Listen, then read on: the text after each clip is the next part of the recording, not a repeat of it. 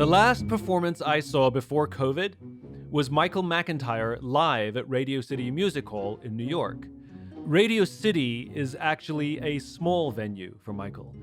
He's one of the world's most successful stand-up comedians, and he usually does venues the size of stadiums. These past few months have been a bit stressful, so I decided I needed a bit of a laugh. And so I called Michael, and that's exactly what we did. We laughed about many things, including his shitty Wi-Fi. This is A Bit of Optimism. Shall I force quit? I'm not very savvy. I'm going to just start force quitting. Hold on. Okay. I'll tell you what I'm now force quitting Adobe Flash Player Install Manager. Don't even know what that is. Oh, yeah, you don't really need that anymore. I'm going to force quit the calculator. Okay, that's not doing anything either. Now we're going to force quit my scanner. Basically, I just scan signed invoices. So that I can't do during this podcast. No messages, no more pinging. Excel. Never used it. Don't know why it's open. I don't know what to do. I don't know what to do either. This is live, right? This is going out live. All right.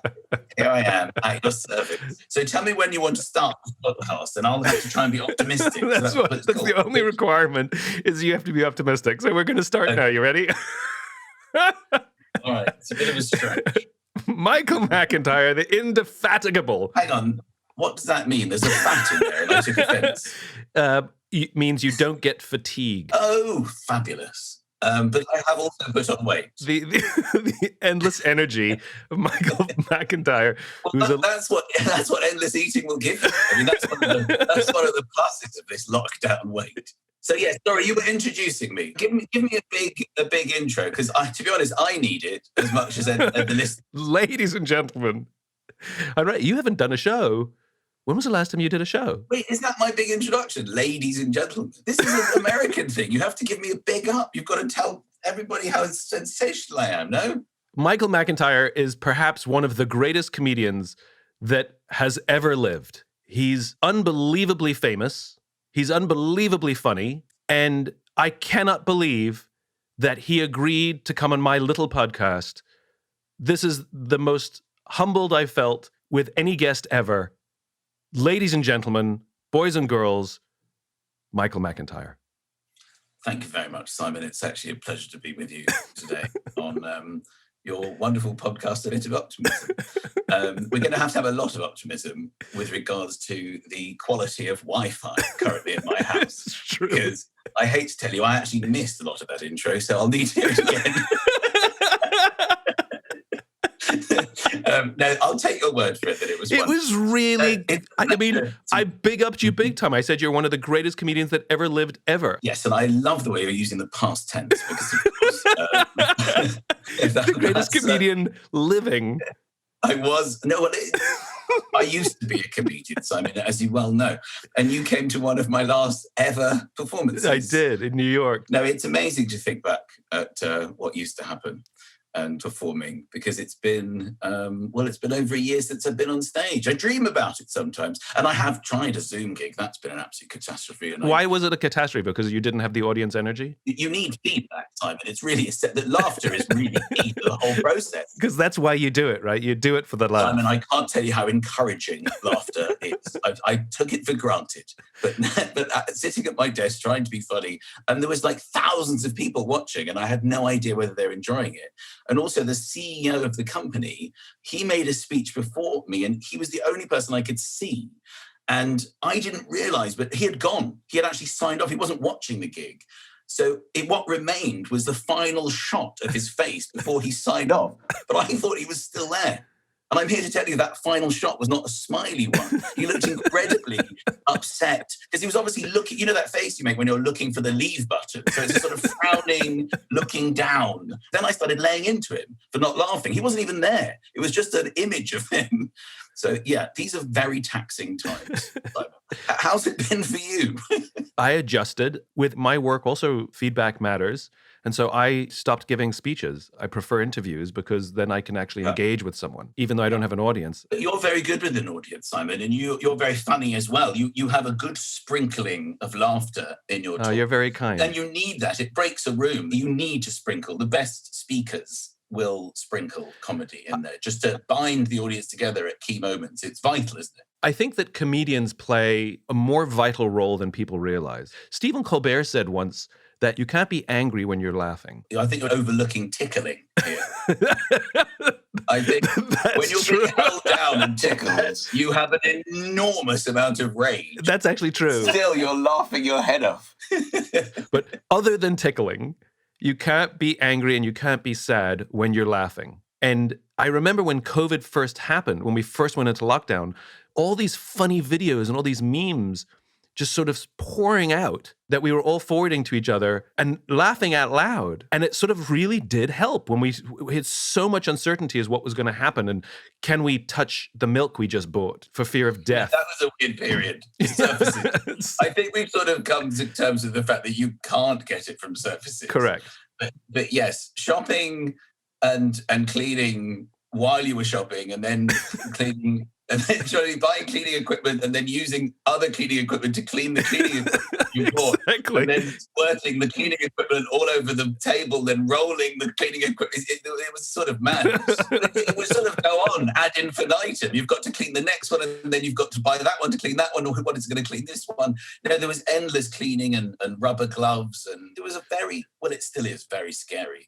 But yes, you're right. There was a lot of comedy. It took me a while to engage comedically. I didn't find it particularly funny for a long time. Still don't. Have you avoided it, Simon? I have fortunately avoided COVID. Yes, I have not had it. Have you had a vaccine?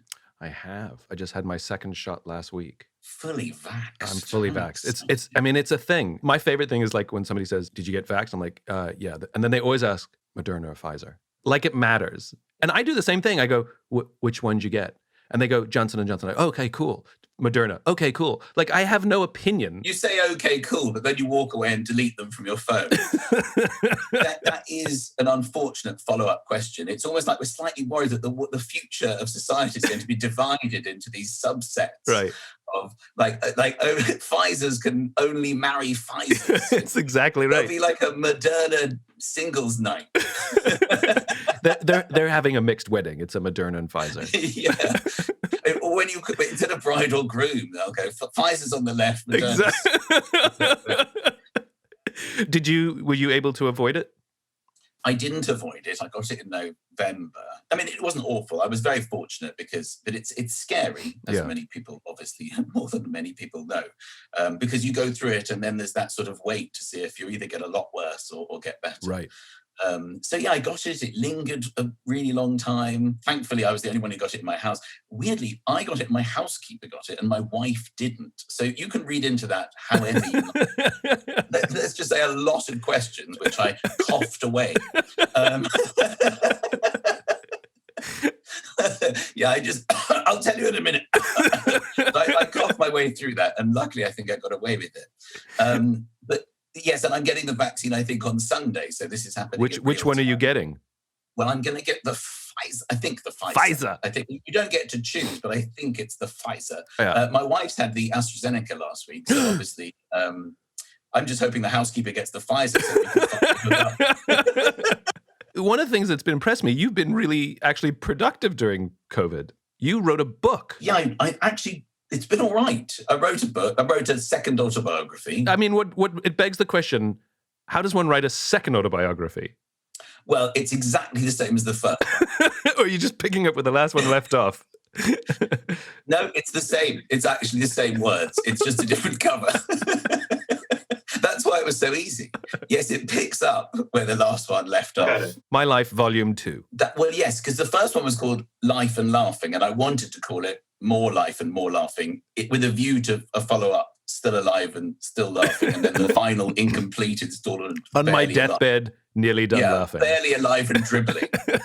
But the publisher thought it wasn't good to do that. So at the moment it's called A Funny Life, and they like it. So that's good. That's good. At the moment it's all the grammar and stuff, which is like, I didn't realize I was so hopeless. Like words I literally had no idea. I've spelt wrong the whole book. Lead. I didn't know LED was LED. Yeah, I think we were taught it was LEAD, wasn't it? Maybe. I mean, I write books on leadership, and I'm actually not 100% sure. Well, I wrote a book on leadership, which is slightly different. I've got this thing I like doing where I just put things on their own line. I hate too much text. Yeah, you and me both. It just makes take a breath and take this in. So I'll just put it on its own line. Yeah. Also, it means I end up with more pages. Yeah, it's good. Yeah.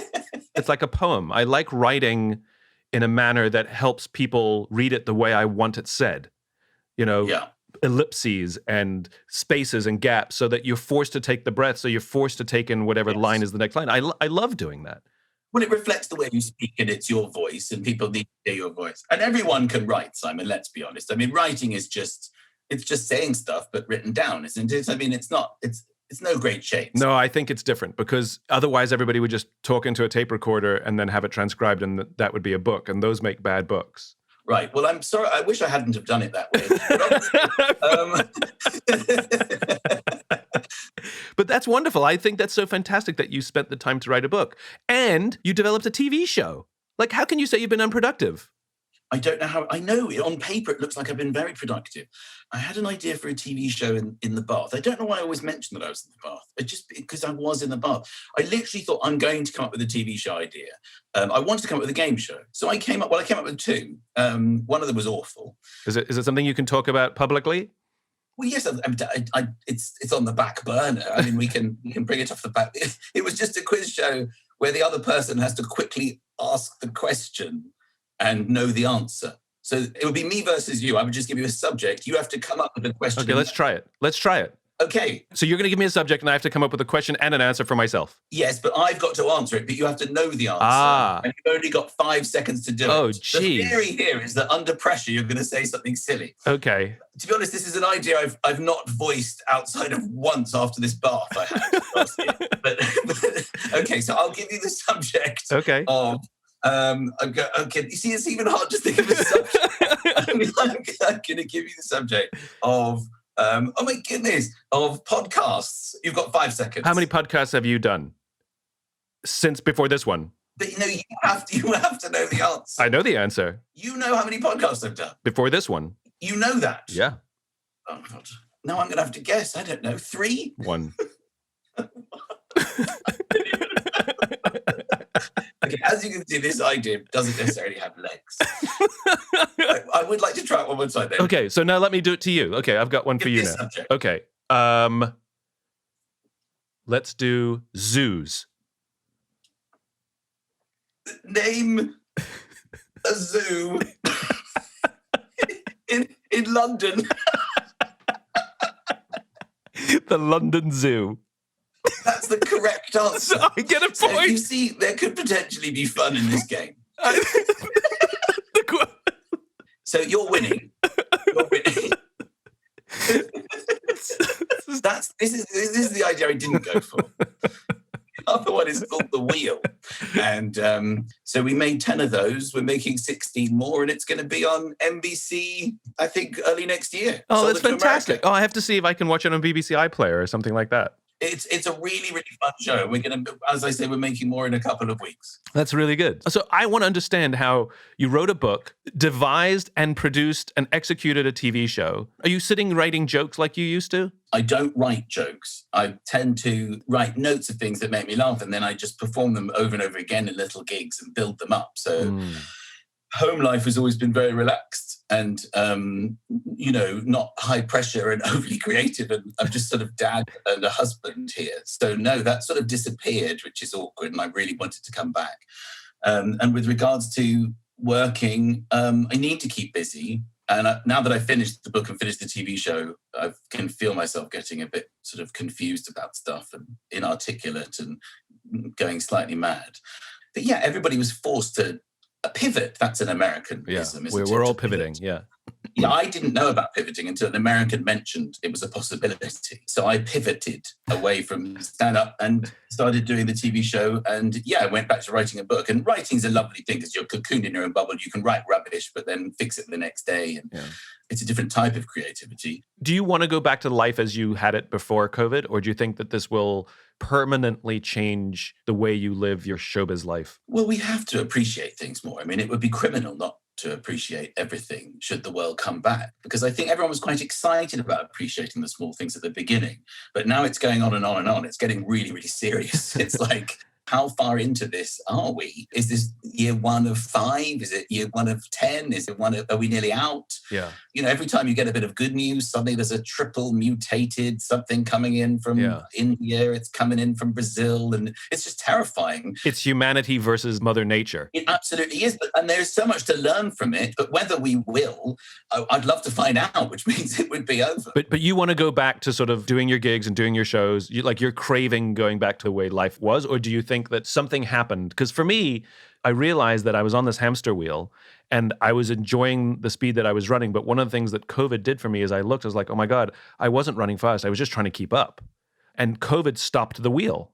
The terrible thing is when you're trying to keep up with other people and you can't be doing that. What a waste of life that is. And that's the lesson I've tried to learn. Because competition is a natural instinct. It's a drive, which is good. But ultimately, it's kind of meaningless because, like you say, if you're always chasing something, I think that people struggle with is how much people need something to look forward to. And not knowing the future is really damaging to that, because living in the here and now in the present is not an easy thing to do. We're not used to that. What we're used to doing is knowing something good is coming, or thinking it's going to be good, or even if it's a goal, it could be a holiday, or it could be, I need to achieve that. That's such a great insight. That's like telling your kids, we're going to Disneyland on this date. And like the kids count the days down, the excitement, they have to get their chores done and get certain things so that they can go to Disneyland because there's conditions put on the trip. But if you just said we're going on holiday one day, it's kind of a little unnerving, actually. And that's what we have. We keep being told we're coming out of this, and then the target keeps moving. With regards to holidays, it's fascinating how that is what people are desperate for. But what is a holiday? It's something to look forward to. It's a change. It's a break. And every single person who came on my game show, when I said to them, what would you do if you won?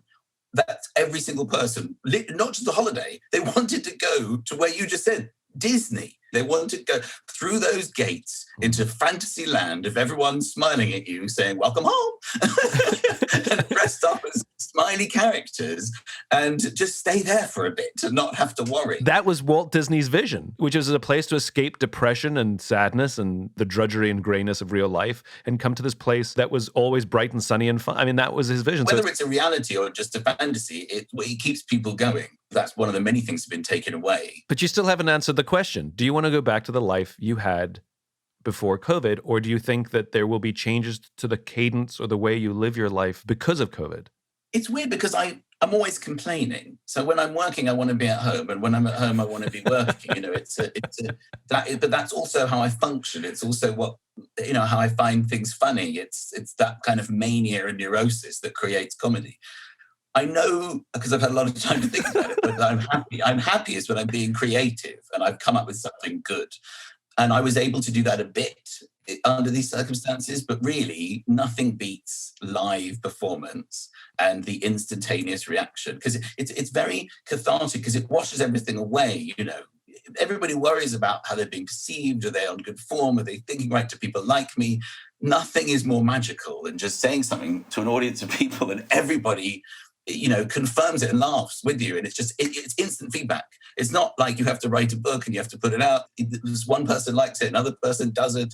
Why is, you're on Amazon. Why is that person giving me a 2-star review? It's just like, that I said something funny. I thought it was funny. It was. They're all laughing. Then I followed it up with more stuff that just came out of my head and I didn't even have to think about it. And it's just joyous. And it fuels me. It keeps me going. And without it, I always go a bit weird. And now I've been forced to be without it. So I've had to sort of find a sort of inner self-confidence. I'm here to tell you, still looking. I wonder if comedy will work socially distanced, because one of the things that happens when somebody laughs, everybody laughs. It's like things are funnier when you're with a friend.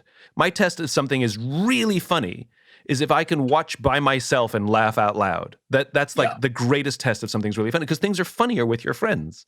And so if you're socially distanced, The question is will the laughter spread across the audience like it does in a packed house? But it's obviously going to be more difficult. And of course, the funnier you are, the more dangerous it is, because people, I mean, if you're physically laughing out loud,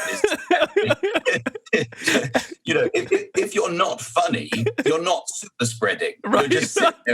You're sitting there slowly and calmly breathing in and out, and then you're leaving early. That standing ovation, it costs us, seriously. That's so funny. So obviously there's that. But I mean, look, it's a nightmare, Simon. I mean, and then think about masks. I mean, you're performing to people. Oh, that's right. You can't even see them smiling. You just hope they have smiling eyes. Listen, I'm a huge one for resting faces. I mean, I'm always scanning the audience. And if anybody looks miserable, I focus in on them. Why are they not smiling? Why are they not on the edge of their seat? What do they do? Why are they even here? Do they hate me? I start to lose my mind over it. But now, you can't even see their face. Their faces are behind a mask. They're socially distanced. I mean, it's like all my worst nightmares in regards to performing. You and I have different strategies. When I'm on a stage, and of course I'm scanning and I can see somebody looking very angry and disapproving, and then I see somebody else who's nodding and smiling and agreeing with everything I'm saying, I fixate on the person who's nodding and agreeing with me because it makes me, I'm like, ooh, this is going great. And my energy goes up and my confidence goes up. When I focus on the person who's scowling at me, I'm like, this is over. I can't do this. And then I spend my whole time trying to convince one person. Well, I can't cope when people go to the loo because I'm waiting for them to come back because I'm always thinking they might have walked out. Sometimes I'll be mid-joke and they'll come back in and go, yes. And I don't know what I'm talking about. Because I was so thrilled that they were so desperate to go to the loo, and it's not that they've literally just walked out. And not only that, I see sometimes they're in a couple. I'm like, I'm so awful. They've left the show. They've left their partner to just walk. Oh no, they're back. I'm fine. No, I'm definitely viewing it in a more negative way, which is why, honestly, I've had the best gigs of my life. When I can't see the audience, I always ask for the spotlights. Just hit me in the face. I don't want to see anything. I mean, especially when I do the bigger rooms, I can't see a single person, and you relax and you're dealing now with one noise. It's like one animal is laughter as opposed to lots of individuals. I find this so fascinating because we are the total opposite.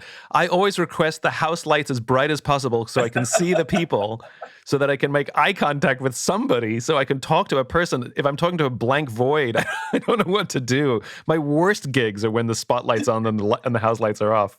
Well, you're obviously a much more positive person, hence the name of your podcast. But I would like to plug mine, A Bit of Pessimism, which is also available on Apple iTunes or whatever it is. Also, the pandemic has cut short our burgeoning friendship. I mean, we've only met a few times. You saw me in New York after my show. And of course, that's when this was all brewing. That's right. I came to see your show what was it, in March of last year, right? It was February.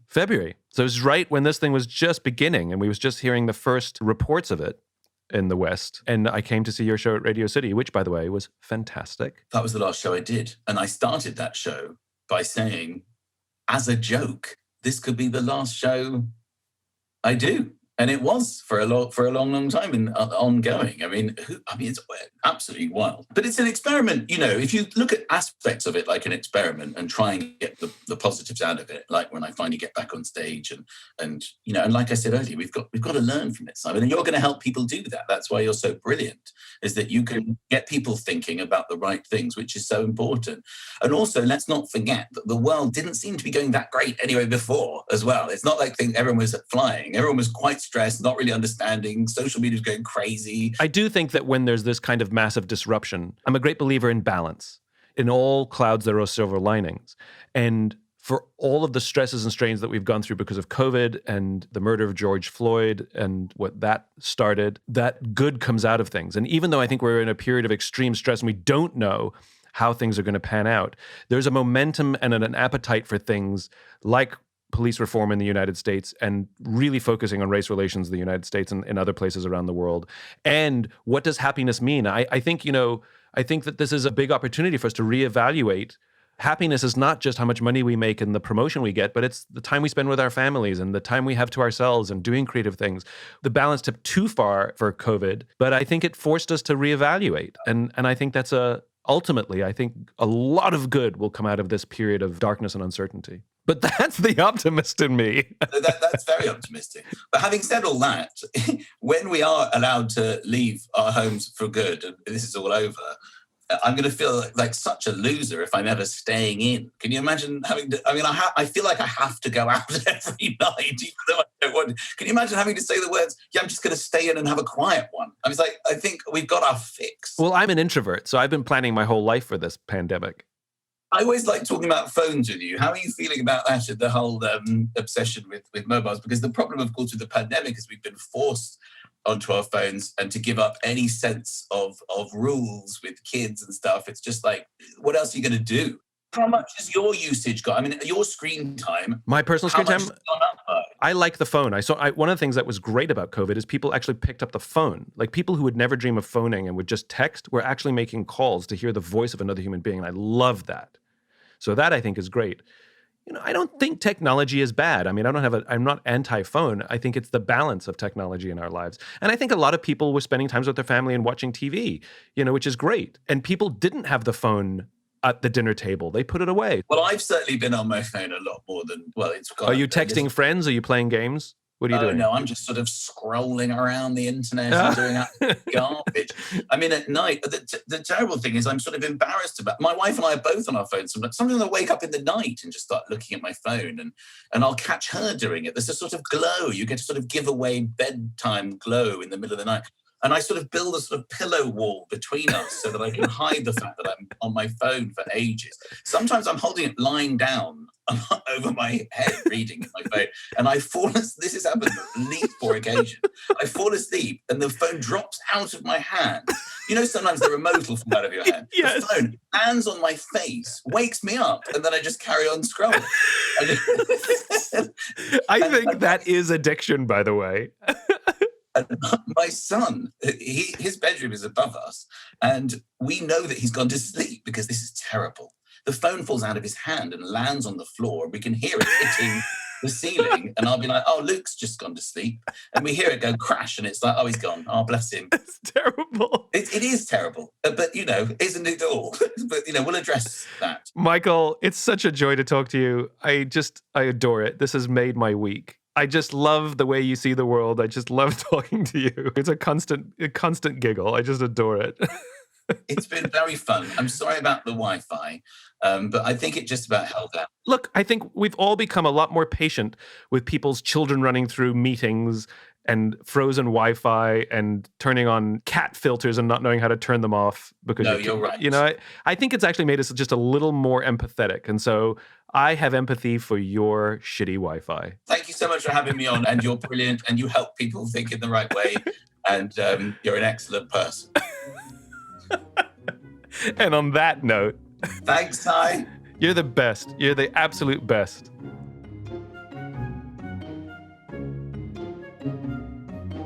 If you enjoyed this podcast and if you'd like to hear more, please subscribe wherever you like to listen to podcasts. Until then, take care of yourself. Take care of each other.